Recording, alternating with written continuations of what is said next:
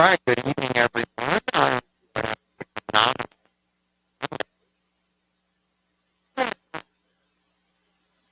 so I want you guys to things here on the channel coming up. Remember the video editor. So hopefully that would enhance our video experience.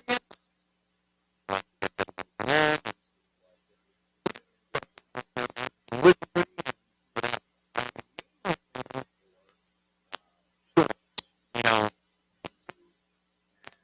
other social media sites really pushing little bitty videos that digest we're going to work on trying to get that. The other thing that's coming up, I expect you guys tonight with the channel is someone who has been on the show before, but it's been a long since they've been on. So I'm thank you for it. The other thing that I want to share with you guys is you guys know Shawn, the individual that I do not only executive director, producer, whatever, he's responsible for a lot of well, and his brother, who is on Dion, and I want to share that with the name of it is Political Weather Vane. Guys, the whole here, a little long. I got my monitor set up a little bit, so forgive me. Okay, so here it is. It's Political Weather Vane Weekly. This is their video. This came back twice just to listen to the intro again. Let's check it out. I want you guys to let's see here. All right. So let me get my on the return episode of Political Weather Vane Weekend, so August 24th, you guys are going to watch the whole 2024. thing. RFK Jr. announces he'll suspend. My bad. Here we go. On the return episode of Political Weather Vane Weekend, August 24th, 2024. RFK Jr. announces he'll suspend his campaign for president and endorse Donald Trump. ICE, Immigration and Customs Enforcement, announced this week that 32,000 minors have gone missing since 2019. We'll talk about it. And the DNC convention was this week. We'll discuss it all here on Political Weather Vane.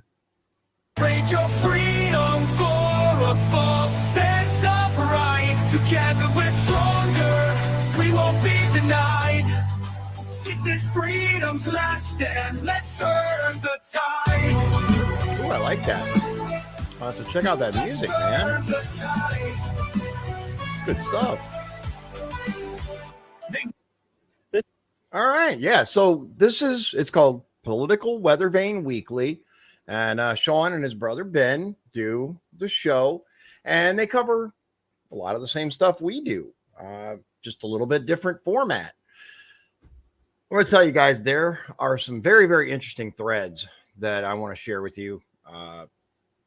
Threads, posts, whatever on the infamous Twitter/X. And I want you guys to see. So this one here, Robert Kennedy Jr. explains how President Bush placed Dr. Anthony Fauci in charge of developing bioweapons for the Pentagon as part of the Patriot Act in 2002. You guys remember that? Let's see. Yeah, just do this one. So in 2014, Obama shut down 18 of Fauci's gain-of-function experiments after lab leaks, and 300 top scientists raised concerns about his dangerous experiments with, quote, potential pandemic pathogens. We have no idea what that's about, do we, guys? Number 2, that's just an ad. All right, number 3, Robert Kennedy tells Jimmy Dore they took the money that Cheney gave them from the Patriot Act, $2.2 billion, and they funneled it through NIH, and it all went through Fauci. So beginning in 2002, Fauci got a 68% raise from the Pentagon for doing bioweapons development, and he got a raise of billions of dollars a year. Then he started doing all of this gain of function research, right? In 2014, 3 of those bugs escaped in high-profile escapes from different labs in the U.S. Congress held hearings on it. Everybody was angry, and 300 top scientists sent letters to Obama saying, you got to shut down Fauci because he's going to create a pandemic. So Obama created a moratorium, and at that time, Fauci had 18 different gain-of-function experiments he was doing around the U.S. He instead moved his stuff offshore to Wuhan. Sound familiar? Where he could do it out of sight of these 300 scientists and nosy White House officials who were trying to shut him down. And he continued to do it with the same people he was funding here, Ralph Baric and Peter Daszak, and they moved their operation to the Wuhan lab. Let's listen for a little bit. The Patriot Act, exemptions are very sketchy and people don't even know about it. And so they didn't want to do it. So they took the money that Cheney gave them, $2.2 billion, and they funneled it through NIH. And it all went through Anthony Fauci. So beginning in 2002, Anthony Fauci, I think the audio's off, got a 68% raise from the Pentagon for doing bioweapons development. Wow. And he got a raise of billions of dollars a year. Yeah, the audio's off. And it's the same thing we just read. So Kennedy tells Dorr that after Obama shut down their bioweapons research, the CIA, DOD, and good old Fauci moved their coronavirus bioweapons experiments to the Wuhan lab. Quote, Fauci funded the study that taught the Chinese military scientists everything in China is dual use. That lab is a military lab, and he taught them cutting-edge technology for building weapons of mass destruction. In other words, the study for how to create the clones and how to create a spike protein that could attach to a human lung and transplant it onto a coronavirus. He also funded, through Ralph Baric at the University of North Carolina, a technique called seamless ligation, which is a technique for hiding human tampering on that virus after you've done it. Fauci gave Baric $212 million, and Baric developed a technique for hiding the human tampering. Baric taught that to Xi Jinping, the Chinese bat lady. USAID gave 10 times what Fauci gave. The DOD was there. Why were they in there teaching Chinese scientists how to build weapons of mass destruction? USAID is a CIA front group. EcoHealth Alliance is a CIA front group. The CIA modeled this outbreak in 2019 twice, the second time at Event 201. You guys remember Event 201? That was when they did that fake pandemic, right? So everyone could get ready for the real thing. Who was at Event 201? Avril Haines co-hosted it with Bill Gates, and the head of the Chinese CDC, George Gao, was there. The virus was already circulating in Wuhan. Nobody knew it, but George Gao had to know it. He was the head of the Chinese CDC and their number one expert on, you guessed it, coronaviruses. He comes to New York in October of 2019 and sits down with Avril Haines, the former director of the CIA, today the director of national intelligence, the top spy in the country. And they do a 4-part simulation. And the fourth part is George Gao and Avril Haines talking about how do we get social media to censor people if they say this is from a lab leak. Kennedy tells Dorr that in 2001, anthrax was mailed to the 2 senators who tried to block the Patriot Act. You remember that? I vaguely remember that. The FBI later found that the anthrax came from the CIA lab in Fort Detrick. Quote, by the time they figured that out, they had already passed the Patriot Act and we were in a $1 trillion war in Iraq. What did the FBI say? The FBI said it was Ames anthrax, and the only place that it could have come from was the CIA lab in Fort Detrick. It's clear that somebody associated with the Pentagon or the CIA had something to do with that anthrax because nobody had access except those groups. We're going to listen to this whole thing. Here we go. after the anthrax attacks in 2002, the Pentagon, the Patriot Act was passed. You know, the anthrax was sent to the two guys who were blocking the Patriot Act, Patrick Leahy and by the way, the anthrax, FBI found after the anthrax was used by the neocons and the CIA to get us into Iraq. You know, George Tenet, the head of the CIA, told George Bush it's a slam dunk. He has, you know, these weapons of mass destruction. George W. Bush said the worst mistake that he made in the presidency was believing the head of the CIA. They wanted to go to war. And we went to war because of that anthrax attack, because obviously Saddam had nothing to do with 9/11. Right. But a week after 9/11, they sent the anthrax. Now, the anthrax, they sent it to the two guys who were blocking the Patriot Act. So they took the Patriot Act off the shelf, 350 pages on 9/11, and said, we got to pass this. If you're a Patriot, you got to vote for it. Nobody read it. Yeah. Yeah. You guys remember, you know, post 9/11, they had, you know, the Patriot Act, this quickly drafted legislation, 350 pages or so, and nobody read it. They're all like, look, this is, you know, for the safety of the country. They had a couple of senators who were like, no, we need to step back from this. And suddenly they had anthrax mailed to their office. The two guys who were trying to block it get the anthrax. Mm-hmm. It shuts down Congress. 2 days later, they pass basically by acclamation, they passed the Patriot Act. The Patriot Act had in it not only all of these assaults on, you know, the Constitution, but it also had a section that said the Geneva Convention, the Bioweapons Charter are still in effect, but no federal official can be prosecuted for violating them. So it reopened the bioweapons arm race that had been shut down by Nixon in 1969 when he ordered all bioweapons destroyed and Fort Detrick closed. Now, the FBI investigated where this came from, but it took them, by the time they figured it out, we had already passed the Patriot Act and we were in war, an $8 trillion war in Iraq that the neocons and the CIA wanted. Yep. What did the FBI say? The FBI said that the anthrax was Ames anthrax, and the only place it could have come from was the CIA lab in Fort Detrick. Yep.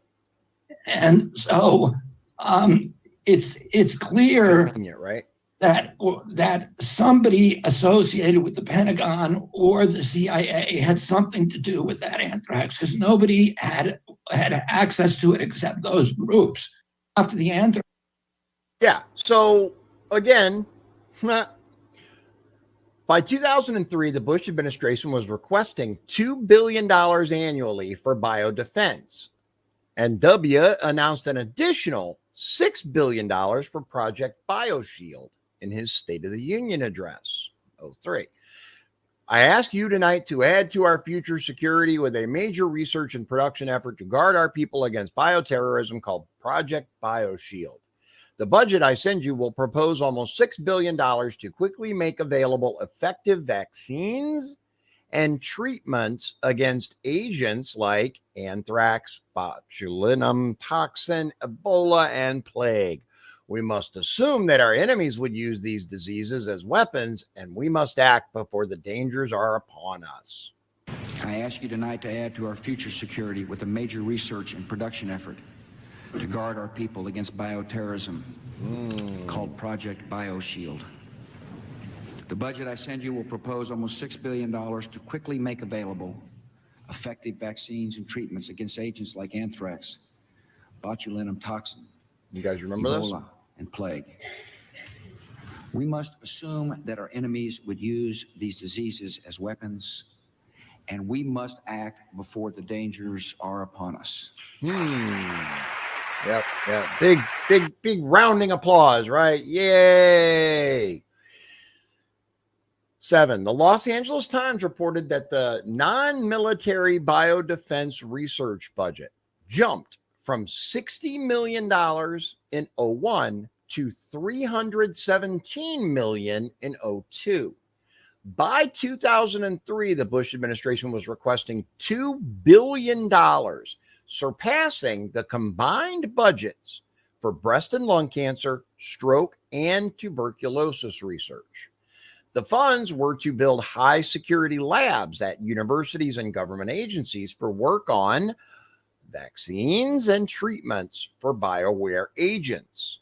But some experts raise concerns about the security risks of experimenting with these dangerous pathogens. Who would have thought, right? Here it is from the LA Times. The money would fund several new high security labs. Proposed spending $6 billion. Interesting.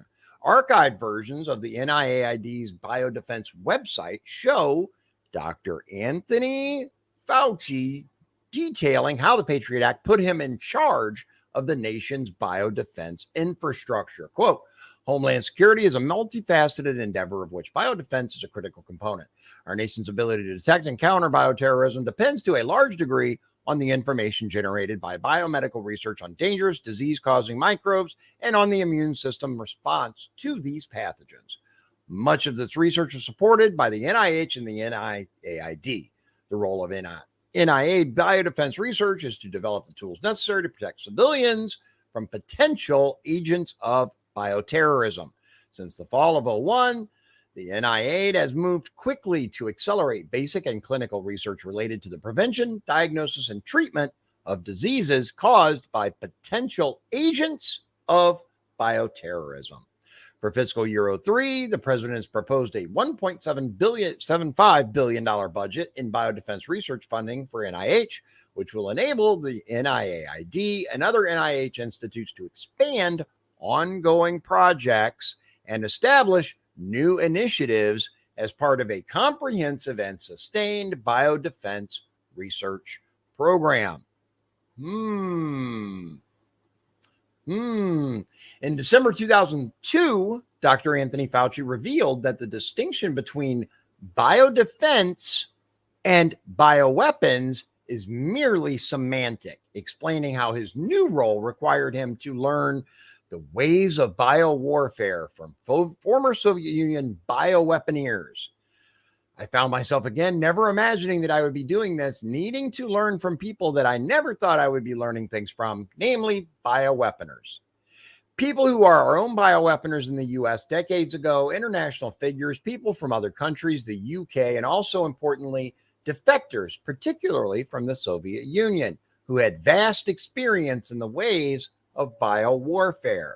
You know, here, let's just... We needed to put into place a plan to deal on a public health basis and on a biomedical research basis. The difficulty is this was totally uncharted grounds for us. So I found myself, again, never imagining that I would be doing this, needing to learn from people that I never thought I would be learning things from, namely... You get the picture. With the stroke of Bush and Cheney's pen, all United States biodefense efforts, classified or unclassified, were placed under the aegis of Dr. Anthony Fauci. Fauci now had a virtual carte blanche to not merely approve, but design and run the kind of research projects he sought, and could do so with no oversight structure above him. I don't see a problem. Do you? Biodefense projects that formerly would have fallen under the authority of military or intelligence agencies were now under his direct supervision. It's this that explains one of the most bewildering irregularities surrounding Anthony Fauci, his compensation. As widely reported, Fauci is the highest paid member of the federal government, out-earning the president, four-star generals, senators, and superior court justices, I think is what they meant instead of super court justices. His salary roughly doubled that of his own nominal boss until recently, NIH Director Francis Collins. Fauci's giant pay packet can be traced back to 2004, the year after NIAID was made the country's top biodefense authority agency. Here's his salary. Look, 04, 200 grand a year. Boom. Boom. It grew exponentially. 250K in 05, 335K for a number of years until 2015. then 347,228, 384, 625, 399, 625, 417,608. And then in 2020, $434,312. Almost $500,000 we're paying this dipshit. 12. In December 04, Fauci received a permanent pay adjustment to appropriately compensate him for the level of responsibility, especially as it relates to his work on biodefense research activities. From 04 to 07, increased by 68%, rising from $200,000 to $335,000 a year. Right here. In 2014, reports surfaced of major lab blunders at U.S. government labs involving anthrax, bird flu, and smallpox. Quote, the United States has spent billions on the Project BioShield Act, a program meant to keep its citizens safe from bioterrorists. Despite these good intentions, that program may have put the nation at greater risk of a homegrown disease escaping from a lab and quickly infecting millions. That's because while the real threat of bioterror is minimal, there have been only a handful of such attacks in modern history, and none since 2001. The risk of bioerror is actually quite high. Hundreds of bioterror lab mishaps cloaked in secrecy. Safety lapses in U.S. government labs sparks debate. Number 14, over 300 top scientists, including 4 Nobel laureates, wrote an open letter urging then President Barack Obama to shut down Fauci's risky gain-of-function research. We've heard that term quite a bit lately, gain-of-function research. The signatories were from leading institutions like Harvard, Stanford, Johns Hopkins, Yale, MIT, UCLA, Oxford, and Princeton. Quote, accident risk with newly created potential pandemic pathogens raise grave new concerns.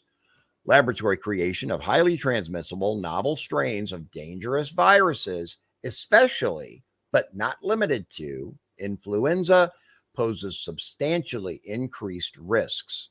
An accidental infection in such a setting could trigger outbreaks that would be difficult or impossible to control.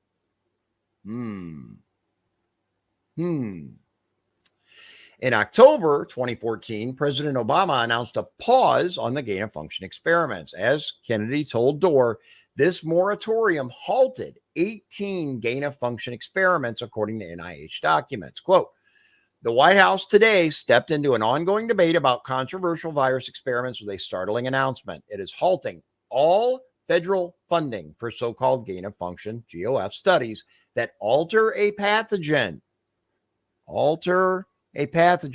to make it more transmissible or deadly so that experts can work out a U.S. government-wide policy for weighing the risks. Federal officials are also asking the handful of researchers doing ongoing work in this area to agree to a voluntary moratorium. Anthony Fauci's NIAID sent 18 letters to 14 institutions instructing them to stop their gain-of-function experiments. After the pause on GOF research, Fauci, DOD, and other U.S. agencies, CIA included, collaborated with Dr. Peter Daszak's EcoHealth Alliance and Dr. Ralph Barrick to transfer Fauci's coronavirus research to Dr. Shizing Li at the Wuhan Institute of Virology. A well-documented scientific paper trail shows Dr. Fauci funding Dr. Barrick's bioweapons research and that knowledge being passed to Dr. Shizing Li at the Wuhan lab. The NIH decided the risk was worth it. In a potentially fateful decision, it funded work similar to Barrick's at the Wuhan Institute of Virology, which soon used its own reverse genetics technology to make numerous coronavirus chimeras. Unnoticed by most, however, was a key difference that significantly shifted the risk calculation. The Chinese work was carried out at Biosafety Level 2, BSL-2, a much lower tier than Barrick's BSL-3+. There's the lab. I'm sure you guys are familiar with all this by now. That's why Senator Rand Paul accused Dr. Fauci of funding supervirus research in the US and making a huge mistake by sharing the knowledge with China. Fauci denied the claim, of course, stating the NIH has not ever and does not now fund gain-of-function research at the Wuhan Institute of Virology. You guys remember that? Gain-of-function research, NIH and NIAID categorically has not funded gain-of-function research to be conducted in the Wuhan Institute. The National Institutes of Health. Yeah, right. But even Dr. Robert Redfield, the former CDC director, told Congress that he believes Fauci used American taxpayer dollars to fund the bioweapons research that created it. I think it did, not only from NIH, but from the State Department, USAID, and DOD. That's why Kennedy told Dorr that Fauci has been the American czar of bioweapons since 2002. And he's right. I'm beyond thrilled at the prospect of Robert F. Kennedy Jr. leading the Department of Health and Human Services, ending regulatory capture and making America healthy again. Our children are among the sickest in the world. Our health agencies have failed us, and it's time to start a new chapter. I agree. And he has a book, Kennedy does, called The Real Anthony Fauci, Bill Gates, Big Pharma, and the Global War on Democracy and Public Health. I recommend it. I've not read the whole thing, but I have read parts of it, and it is extremely, extremely enlightening. So I got one more thing that I want to share with you guys that I found very, very interesting. Let's see what you guys think. It was like, huh? Why? Like, why would this guy be defending? All right. So first of all, is this the same? Okay. So the previous thread was by Kanekoa the Great, Kanekoa the Great. Let me show you guys one more time so you can see. There it is. At Kanekoa the Great right there. Highly recommend it. All right. So let's dig into our next thread here, and then we'll call it. So this is this is the wrong one. Check this out. This is interesting. All right. So at Uncommon Sense, SINCE 76, at Uncommon Sense 76, posted, mirror, mirror on the wall, who is the most canceled man of all? This is a difficult question, of course, but surely David Duke is in the running. I wanted to know why the media continued asking Trump to disavow him. What was their strange hatred with this man I had never really heard of? I did some digging myself to see who he is and who really was. Okay. So David Duke, he's from Louisiana, that's where I was born. I've heard the name, but I don't know much about him other than obviously white supremacist, anti-Semitic conspiracy theorist, former Grand Wizard of the Knights of the Ku Klux Klan. From 89 to 92, member of the Louisiana House of Representatives for the Republican Party because Republicans are racist. Okay, so let's see what this thread says. I was like, okay, why not? Let's dig in. Let's address some of the most controversial facts from his Wikipedia page first. It says that he was in the Ku Klux Klan. That is true. He definitely was in it as a young man. However, he did leave the Klan and said he never condoned any violence and left once he figured out it wasn't aligned with his values. In this clip from 2006, he roasts Wolf Blitzer for mentioning the KKK 11 times in his introduction, but never calling out Democrats that were also in the Klan. Quote, I resent the introduction you made of me. You mentioned the Ku Klux Klan 11 times, but you left out that I was a congressman, a teacher, and a person with a doctorate in history. You introduce many former communists from all over the world, and you don't introduce them as former communists. I think you're biased because you are a former lobbyist for AIPAC. You guys remember AIPAC? We've talked about them recently. And since that time, I got elected to the House of Representatives. I received a full doctorate. I've been a teacher. I have one of the best-selling books in the world. And you interview many former communists in governments all over the world, and you don't introduce them by saying former communist, and certainly not 11 times. I think you're biased because you're a former lobbyist for AIPAC. You're a Jewish extremist, supporter of Israel, so you want to bias anyone who criticizes Zionism. Well, do you? Wow. Okay. So we've established he was in the Klan when he was a young man, but is that why the media really hates him? They didn't show that same animosity to Democrat Klansmen. That's true. Why do they make sure every president has to disavow David Duke, from Bush Sr. to Donald Trump? Some examples of segments on Duke from the mainstream media. Let's see what we got here. Let me ask you about this one. David Duke announced his Senate candidacy, claiming your agenda for his own, or essentially saying, glad that you spoke out. Are you ready before you ask the question? Newt Gingrich said every Republican should repudiate this guy no matter what it takes. And I do. Are you ready? Would you support a Democrat over David Duke if that was what was necessary to defeat him? I guess depending on who the Democrat, but the answer would be yes.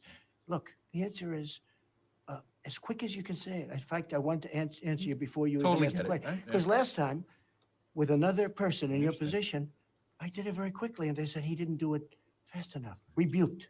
Is that okay? Rebuked. Rebuked. Done. Done. Yeah, interesting, right?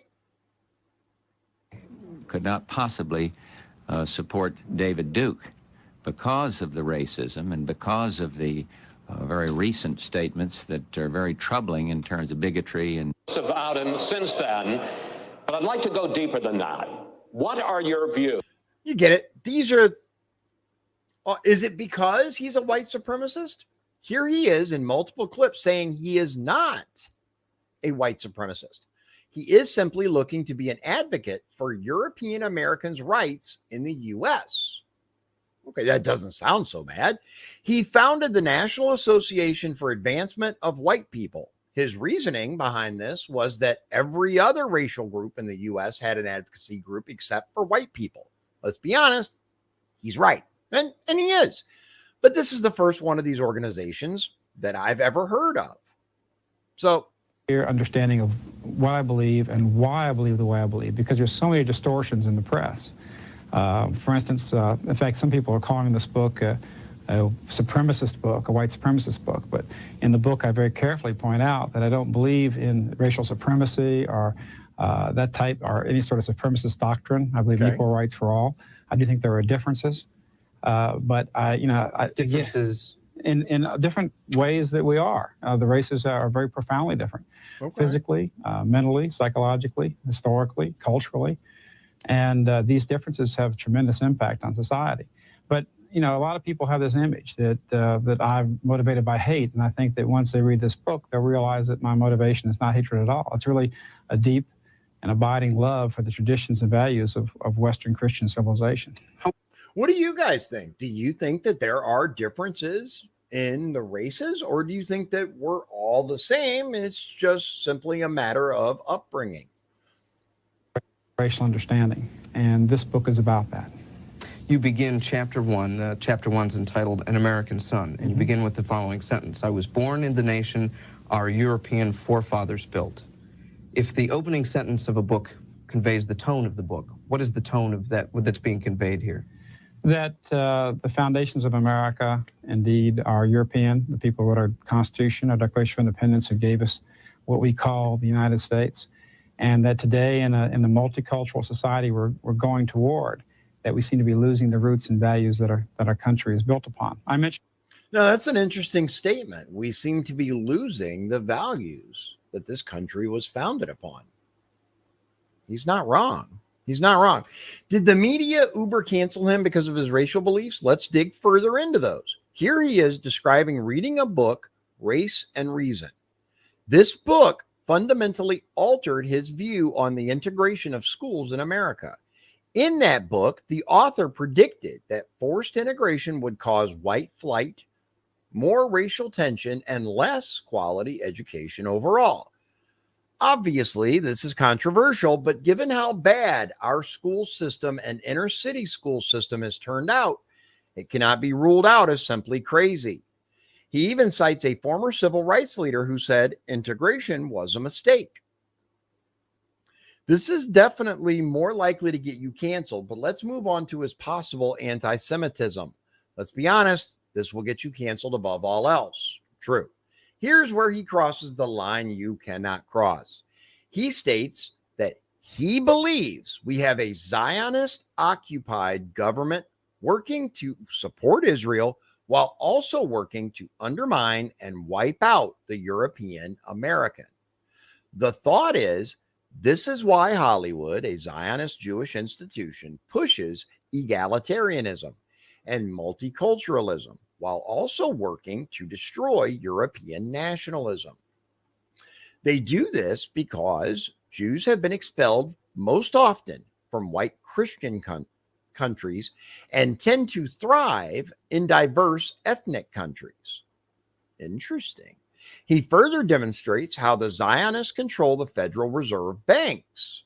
We know about that, and many positions of political power within this country. He specifically calls out Jewish supremacism beliefs as being dangerous and quotes directly from the Talmud, that's the Jewish holy book, to highlight where the beliefs come from. These are all long. I recommend watching them. I'm not going to keep you here too long. Well, what do you think? Is he a Nazi white supremacist or someone advocating for white rights in a country where the white population is steadily declining? Is he a mixture of both? Did he deserve to be canceled?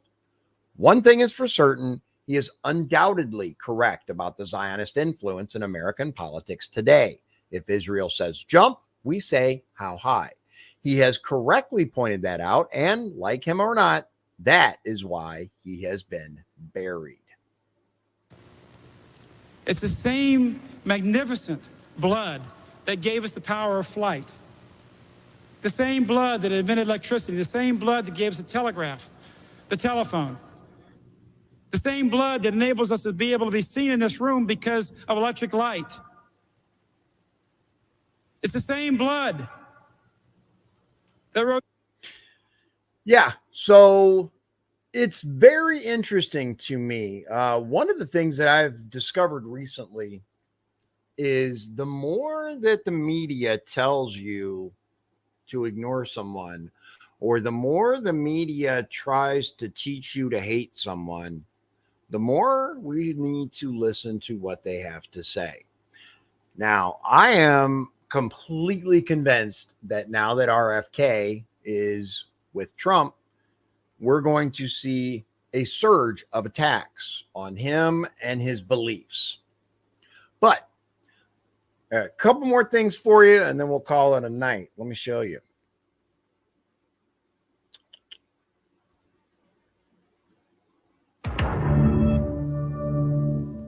If you guys don't subscribe to Memology 101, here, let me see if I can get there you go. Memology 101. You should. Here we go. The readout. Just before I ask you another question, I want to talk about what you just mentioned about misinformation. Because oftentimes before, in previous political chapters, disinformation, telling people where to vote the wrong way, that was kind of, these were considered shenanigans. But it's becoming more ominous. Can you talk a little bit about that and what you will do to ensure that there are penalties for that? Yeah, years ago, it was the little things, telling people to vote the day after the election. And, we kind of brushed them off. Now we know it's intimidation at the ballot box. Mm-hmm. It's undermining the idea that mail-in ballots aren't legal. I think we need to push back on this. There's no guarantee to free speech on misinformation or hate speech, and especially around our democracy. Oh, you hear that? There's no guarantee for free speech. No guarantee for free speech. That's what this piece of shit believes. Yeah. That's what we're looking at, ladies and gentlemen. That is the future of America. People being arrested for, quote, misinformation. Again, who determines what misinformation is? All right, I got one more video for you that I found just holy crap, dude. Here we go. That like, yeah, you guys are gonna love this. Here we go. CNN commenter claims pro-Palestine protesters burning U.S. flags outside the DNC are patriotic. Listen to this.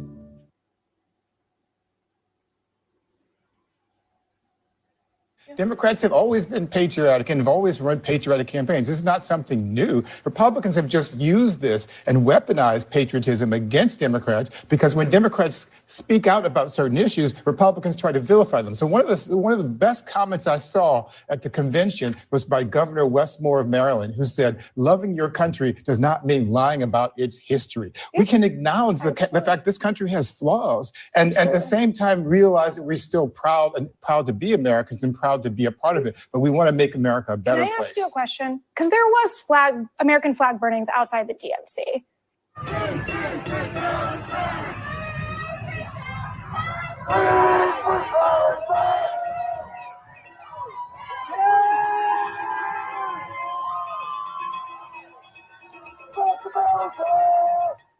And I mean, there has been a lot of commentary. And people have the right to burn flags. And they absolutely. Yeah. F America, burning flags. You know, people do. The Supreme Court has ruled that people do have the right to burn flags. And I've talked about this before, but listen to this. We do, but it's not. Let's be real. It's not patriotic. It is absolutely patriotic to burn a flag. It is absolutely patriotic. I will never burn a flag. Yeah, according to this dipshit, who worked in the White House, I might add, in the Clinton administration, believes that patriotism is burning the American flag. You can't make this up, guys. A part of being an American means respecting the right of people to disagree with America. But it also means respecting the flag. And respecting the flag, Patricia, I disagree I thought with that you quoted Mark Twain. I mean, he said you love your country, but you also love it enough basically to criticize the government when you disagree with it. Which we all do here. I mean, it just seems to me that that is in the spirit. I have never burned a flag. I would never burn a flag, but I respect the right of anybody who wants to burn a flag because that is part of what America is all about. I think that's part of what love is all about. You have the right to agree or disagree. That's part of what love is all about. When you love somebody, you can criticize them. You can be angry with them. You can say that they're wrong. You can call them on their stuff. It is absolutely patriotic to burn a flag.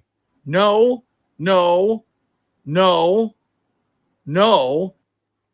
Right? No, that is not patriotism. Yeah, you have the right to do that. And yeah, okay. But burning the American flag is not patriotism. It's protected speech, but it's not patriotism, God. Like, dude, you cannot possibly think these people are real. Like, bruh, it is unreal. It really is unreal when you listen to them and decide what, huh? Now, this is interesting. One last little addendum before we wrap it up for tonight. Let me show you this. So party affiliation is now entirely correlated with trust in MSM, mainstream media. Republicans realize it's propaganda. Independents are on the path. Democrats are the people still plugged into the matrix. Americans' trust in mass media. Democrats, look at that. 73%. 73%. Republicans, 10%. Independents, 36%. I find that interesting. It is wild, absolutely wild.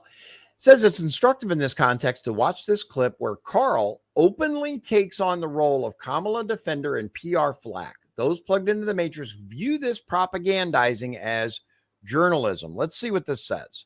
And President Trump is going to draw a sharp contrast with Kamala Harris, who has supported things like decriminalizing illegal immigration or giving taxpayer-funded health insurance to illegal aliens or taking away health insurance on the job for 170 million Americans, banning gas cars, confiscating firearms. These are What all do you positions mean that- taking away health insurance? What are you talking about? She said when she ran for president that she wants to eliminate private health insurance on the job. Well, 170 million Americans, John. Yeah, I mean that is not her position now. She knows. How do you know that's not her position? How do you know that's not her position? I mean, she says she no She longer has not said that. supports She has not said Medicare that. for all. She has not said that.